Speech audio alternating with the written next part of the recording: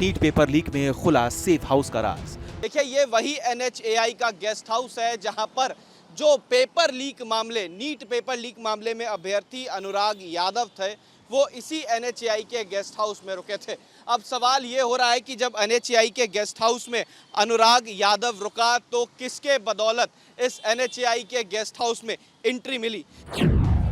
Paper leak case में मंत्री जी की हुई एंट्री।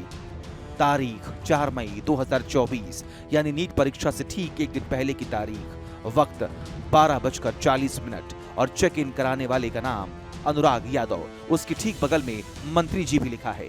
किसी लेटर नंबर 440 का भी जिक्र किया गया। पेपर लीक कांड में जांच एजेंसियों को जिस सेफ हाउस की तलाश थी, क्या वो सेफ हाउस पटना का यही सरकारी गेस्ट हाउस ही है?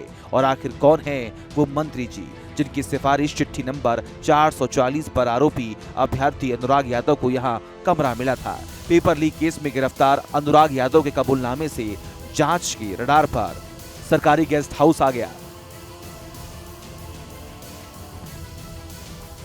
खुलासा हुआ कि 4 मई को दोपहर 12:40 पर NHAI के गेस्ट हाउस में अनुराग यादव कुछ लोगों के साथ पहुंचा।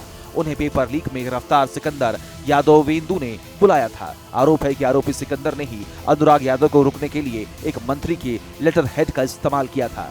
गेस्ट हाउस पहुंचने के 4 घंटे के बाद अनुराग लीक किए गए पेपर के साथ निकल गया था। खुलासा जितना हैरान कर देने वाला है, हाई प्रोफाइल कनेक्शन मिलने से महकमे में उतना ही हड़कंप मचा हुआ है, क्योंकि जिस रजिस्टर में मंत्री जी की सिफारिश पर कमरा बुक होने का रिकॉर्ड लिखा था, खुलासे के बाद से उसे वहां से हटा दिया गया। सर, क्या यहाँ से सारी चीजें पुलिस कुछ देर पहले आई थी, क्या ले गई?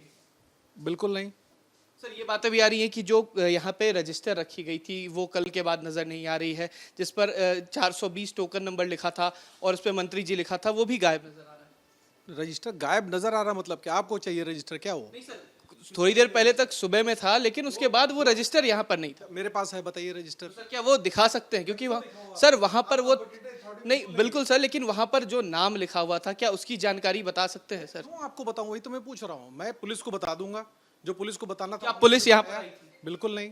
पुलिस, ये बातें आ रही है कि गेस्ट हाउस में जो लोग रुकी हुई थी, एक रजिस्टर का पेज का भी फोटो सामने आया है। भाई, सामने पेज का फोटो आया है तो पेज बिल्कुल था, यहाँ पे रजिस्टर था और है हमारे पास। हमको जिस कॉम्पिटेंट अथॉरिटी को दिखाना है हम उसको दिखाते हैं। तो सर, ये बता सकते हैं ये किसके नाम पर रजिस्टर हुआ था?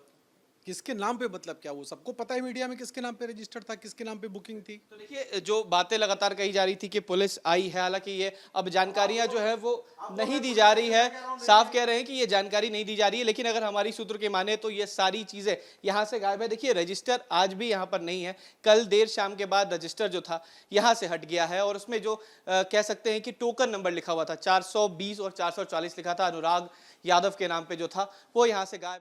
वो मंत्री जी कौन है और सरकारी गेस्ट हाउस को क्यों चुना गया? भले ही जांच की आंच अभी तक सरकारी गेस्ट हाउस तक नहीं पहुंची, मगर सवाल जंगल की आग की तरह कौंध रहे हैं। नकल माफिया के नेक्सस में मंत्री जी का नाम सामने आने के बाद सियासी बवाल और तेज हो गया है कि बिहार सरकार के और केंद्र सरकार के मंत्रियों की मिलीभगत से नीट ये जो पेपर लीक हुआ है, इसमें सरकार की संलिप्तता है। और लोग कहता है कि नहीं, संलिप्तता नहीं, संलिप्तता है, आप जांच कर लो गहराई से। और ये लोग चाहते हैं कि पेपर लीक हो और हमारे लोग का उसमें भर्ती हो। इसलिए बिहार सरकार उन लोगों को कार्रवाई करे जिनके फ़ोन पे, उनके अथी पर होटल का रूम बुक हुआ है। कि राजद की मानसिकता अपराधियों को प्रशिक्षण करने का, पोषित करने का, प्रोत्साहित करने का, और अधिकतर लोग प्रत्यक्ष या अप्रत्यक्ष जो अपराधी है, माफिया है, भ्रष्टाचारी है, इसको कहीं न कहीं ऐसे लोगों का संरक्षण प्राप्त है। इसकी उच्च स्तरीय जांच से स्पष्ट होगा।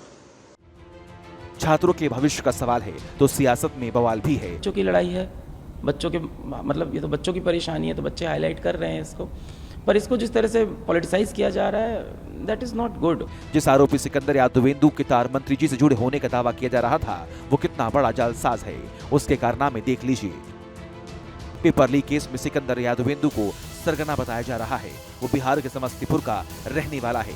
पटना के दानापुर में जल संसाधन विभाग में जेई तैनात था। गिरफ्तारी के बाद उसे सस्पेंड कर दिया गया। पहले भी घोटाले में उसे गिरफ्तारी हुई थी। सिकंदर पर 3 करोड़ के एलईडी घोटाले में बुक हुआ था। बतौर जूनियर इंजीनियर सिकंदर पहले सरकारी टेंडर में घोटाले कर रहा था, लेकिन इस बार उसने लाखों छात्रों के भविष्य का ही सौदा कर दिया। आरोप है कि संजीव मुखिया की सॉल्वर गैंग और सिकंदर के गैंग ने मिलकर इस हाई प्रोफाइल कांड को अंजाम दिया। नालंदा से गिरफ्तार संजीव मुखिया पहले से ही पेपर लीक में कुख्यात रहा है। दोनों ने मिलकर पेपर लीक कराया था। फिर कई और गैंग अभी अंडरग्राउंड है, जिसकी जड़ तक पहुंचने के लिए अब पटना में आर्थिक अपराध शाखा में अभ्यर्थियों को बारी बारी से पूछताछ के लिए बुलाया गया, ताकि साजिश की जड़ों तक पहुंचा जा सके।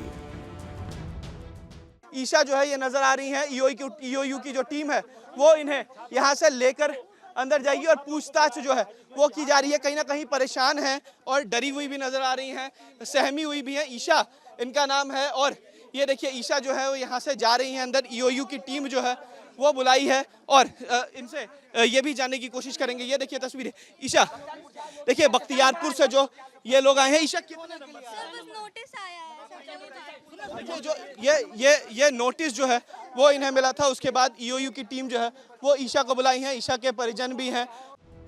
जांच एजेंसी ये पता लगाने की कोशिश कर रही है कि नकल माफिया वाले नेक्सस ने अभ्यर्थियों से संपर्क साधने के लिए कौन कौन से टूल का इस्तेमाल किया, पेपर कहां कहां और कितने में बेचे गए थे, और अहम सवाल ये भी, क्या गोधरा की तरह बिहार में भी सेंटर का सौदा हुआ था।